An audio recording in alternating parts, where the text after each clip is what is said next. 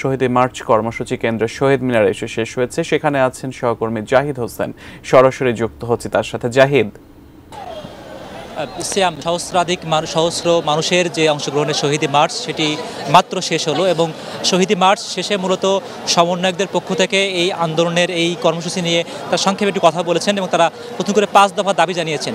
তো সেখানে প্রথম দফা তারা দাবি জানিয়েছেন যারা এই হত্যাকাণ্ডের শিকার, সেই শহীদদের যারা কুশীলব, যারা হত্যাকাণ্ডে আসলে জড়িত, তাদের বিচারের দাবি জানানো হয়েছে। এর পাশাপাশি যারা প্রশাসনের সঙ্গে, যারা দুর্নীতির সঙ্গে জড়িত, প্রশাসনিক যারা দায়িত্বে আছেন, তাদেরও বিচারের আওতায় আনতে হবে। এবং তৃতীয় দাবি তারা জানিয়েছেন গণভবনকে তারা আসলে জাদুঘরে রূপান্তর করতে চান।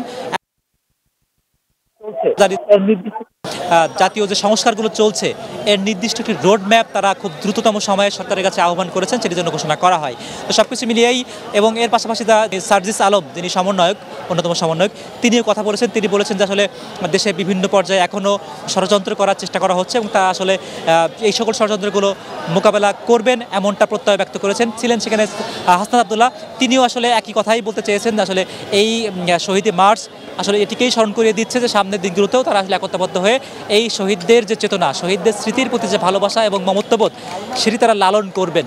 এবং সব মিলিয়ে এখানে যেহেতু বিপুল পরিমাণ লোকের সমাগম ছিল, তারা খুব সংক্ষেপেই মূলত আসলে এই শহীদ মিনারে তাদের যে বক্তব্যের যে অংশটুকু তারা শেষ করেছেন। এবং আগামীকাল থেকেই তারা বিভাগীয় পর্যায়ে, জেলা পর্যায়ে যে সফরগুলো রয়েছে সেগুলো শুরু করতে চান। সাধারণ মানুষের কথা তারা শুনতে চান, সেটি আগামীকাল থেকেই। তো সিয়াম, শহীদ মিনার প্রাঙ্গণ থেকে শহীদ মার্চ নিয়ে আমার কাছে এই ছিল সর্বশেষ।